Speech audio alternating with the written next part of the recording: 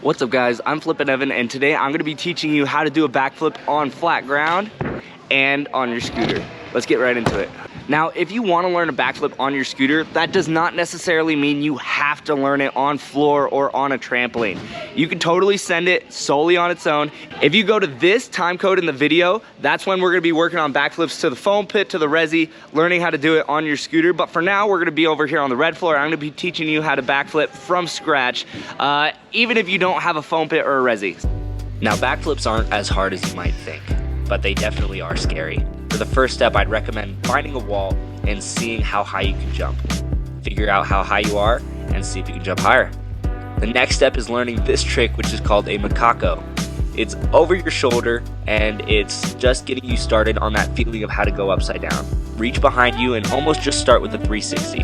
As you get more comfortable, try to find yourself more and more upside down and start jumping into your hand.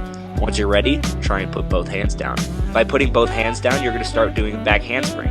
Try to work your way out of going over your shoulder and start going directly over your head. Now, when you're trying this trick, you're literally throwing your body, so make sure you're doing it on something soft like a mattress or at least grass. Continue trying your macaco, back handsprings completely getting over your head, and then once you're ready, try barely putting your hands down. That's going to start you on your flip. Try landing on your hands and knees at the same time. Now, if you grab your knees, you're going to flip a lot faster. Remember, do not grab your knees together. Make sure that they're apart, leaving room for your face so that you don't smack your nose. Practice this motion right here where you're bringing your knees up to your chest and your arms straight up. Making sure your arms are straight up when you jump for your flip is so vital. Your arms do a lot more than you think. Once you're ready, start trying it. Don't be afraid to land on all fours to continuously practice and get more and more comfortable with your backflip, and once you're ready, try taking your hands away. Now let's talk about some form. I call this ready position, with your arms right in front of you, getting ready for the flip. From here, we want to swing our arms down, past our back or level with our back, and our knees bent. We want to make sure that the swing from ready position to down position is nice and fast. Once we go from down position, we're going to go immediately to up position, making sure your arms are pretty much straight up past your ears, getting you all the height that you need. Down, up. Ready, down, up. You can stay in ready position for as long as you want, but once you are, make that motion of going down and up nice and snappy.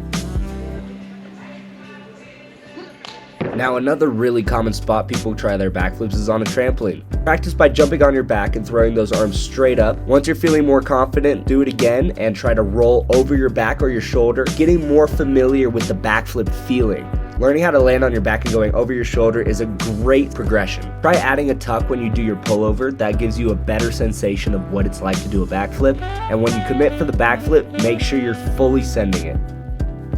If you're fortunate enough to have a friend and or a pad, have your friend throw your pad for you when you send your first backflips. It's a lot safer and gives me personally a lot more confidence.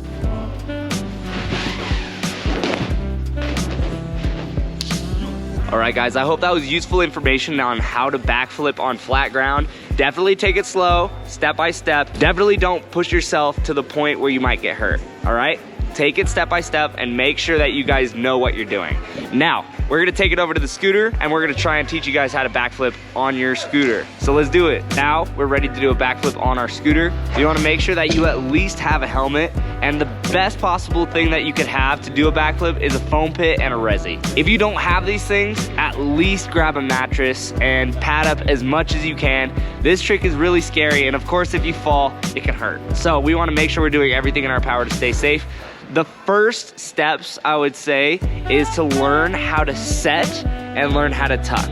We're gonna talk about this as if you had a foam pit, and then we're gonna talk later about if you only have a mattress. But right now, we're gonna think you have a foam pit. Backflips are one part pull, one part tuck. We wanna make sure that we're pulling off the ramp, then try to bring your bars up to you. The best way to tuck is to try and wrap your wrists under your bars and pull your bars almost up to your chin. Here's another really useful progression. Grab a buddy, have him grab your scooter. Stand on your scooter. Practice pulling as if you're flipping off the ramp. Pull, and then sit in a seat. Pull, sit in a seat. Once you're ready to actually start trying flips into foam, I would say don't send yourself right off the bat. There are a couple of steps you can take to make sure that you're getting comfortable with what you're doing. First step would be to take off the ramp and try and land on your back. Landing on your back is one helpful way to get that feeling of what it's like to start rotating. And then after you start landing on your back, adding a tuck, seeing what that feels like, and then that will help your rotation. The more you tuck, the more you're gonna flip.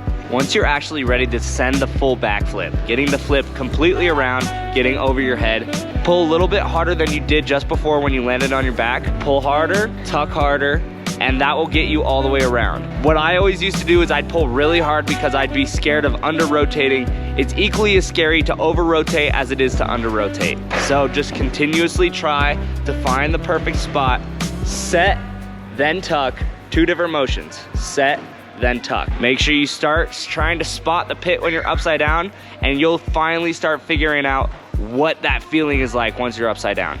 Once you're able to get it completely around more than a couple of times pretty well, pretty consistently, then start thinking about doing it to resi. When you do it to resi, you want to make sure that you're pulling exactly the same way that you're pulling into the foam pit. The foam pit is literally the exact same takeoff as your resi, hopefully. When you're doing your backflip to resi, just imagine that you're doing it to the foam pit. It's the exact same thing.